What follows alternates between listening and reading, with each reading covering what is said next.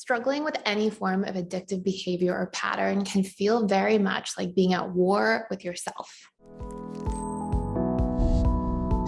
You may know that you're taking an action that is harmful or negatively affects you and even your relationship to others. And you may even desperately feel like you want to stop.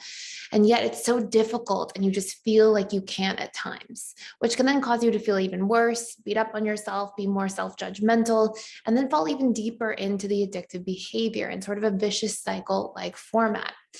And of course, if you're struggling with any form of severe addiction, it's really important that you seek out professional help and rehabilitation. It can be really useful to do some sort of inpatient program where there's monitored withdrawal, there's structure, and community for support. However, addiction exists along a continuum, and it's not uncommon for people to feel like they have a pattern of behavior that they want to put an end to, but just find themselves returning to that same pattern that they know has detrimental or negative side effects and can be perhaps a part of a person's daily life.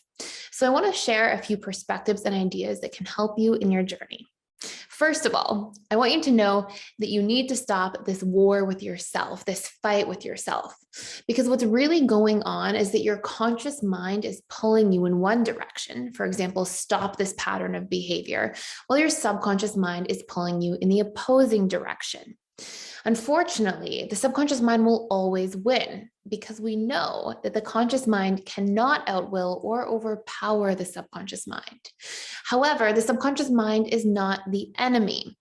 Your subconscious mind is actually trying to protect you and keep you safe. Why? Well, that's how we evolved. We evolved to avoid pain because that gave us an advantage and helped us learn that pain was feedback that could help us grow, pivot, and better survive. So contrary to what most people believe, addiction is a lot more about avoiding pain than it is about actually seeking pleasure. You see, painful and traumatic life experiences create all sorts of limiting beliefs and core wounds that we carry throughout our lives, unless we are actively working at overcoming these things.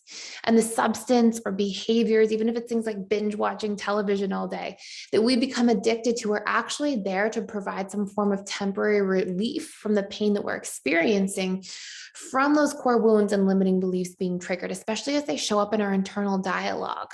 And when we have painful internal dialogue, let's say this belief that I'm not good enough, I'm not lovable, those thought patterns throughout the course of the day elicit emotional responses and neurochemical reactions, which then make us go into a state of coping and wanting to avoid usually ourselves or our own internal dialogue as a subconscious strategy to get away from the emotional pain that's associated with it.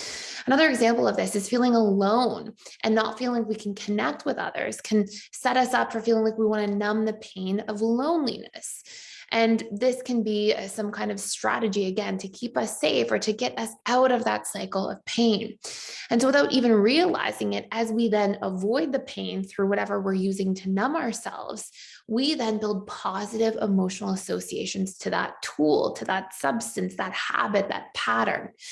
So think about it for a moment. Can you really blame your subconscious mind for holding on to whatever it perceived is going to help you survive? And more importantly, can you really blame yourself for falling into this evolutionary trap, which is essentially how we were wired, especially when our modern society has at times created an environment filled with all sorts of things that can distract us from our pain. So it's not your fault, and letting go of guilt is one of the first things that you can do to start healing these addictive patterns.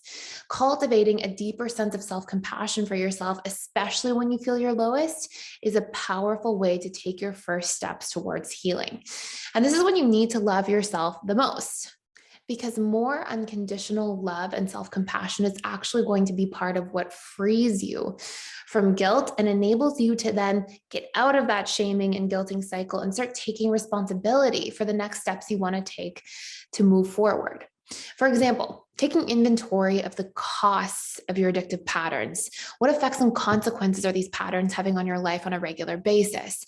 And when you look at those costs or downsides, you're going to feel a certain way. And what this does is it takes those initial positive emotional associations that you've got programmed into that habit or tool. So let's say it's binge watching television. What this actually does, instead of seeing it as exclusively positive, you start to look at the costs of watching television, and instead of taking action or exercising exercising or connecting with people or bettering myself personally and in my career.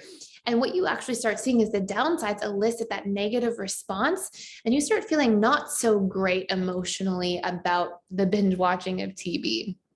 So then you want to look at your core wounds and limiting beliefs you need to reprogram that spark you to need to cope by going towards that addictive habit or pattern. Do you have core beliefs that say things like, I'm not good enough, or there's something wrong with me, or perhaps that I'm unworthy of love? These are just some of the very many core beliefs that we often carry around and have thought patterns revolve around throughout the course of our day. And what you also want to recognize when it comes to addictive patterns and habits is that we tend to have unmet needs that are being fulfilled through this pattern. Oftentimes, with the example of binge watching TV, there's a sense of safety or comfort or pleasure that we get from watching whatever it is that we're interested in. Maybe it's a novelty that we see on the television. Maybe we see its emotional connection to other people. We feel connected to the characters on the TV. Another example could be if you're drawn to gambling, you may have a high need for novelty and variety. So I want you to take a look and just try to understand the underlying needs that are often being met. And what you can do is work to replace those needs in a healthier form. So how can I get my needs met for novelty and variety by going on a walk or a hike or a road trip on weekends or trying a new hobby or sport, as opposed to leaning on something more destructive to get those needs met? So these are all really tough questions that are important to pay attention to and to understand the subconscious mind's dynamic. And while it can be difficult, you'll find that addiction can be turned into an opportunity to better know yourself and heal your most painful subconscious mind's wounds. So if you want to be able to end this war with yourself by understanding better the dynamics that are actually taking place between your conscious and subconscious mind, this is a really powerful place to start.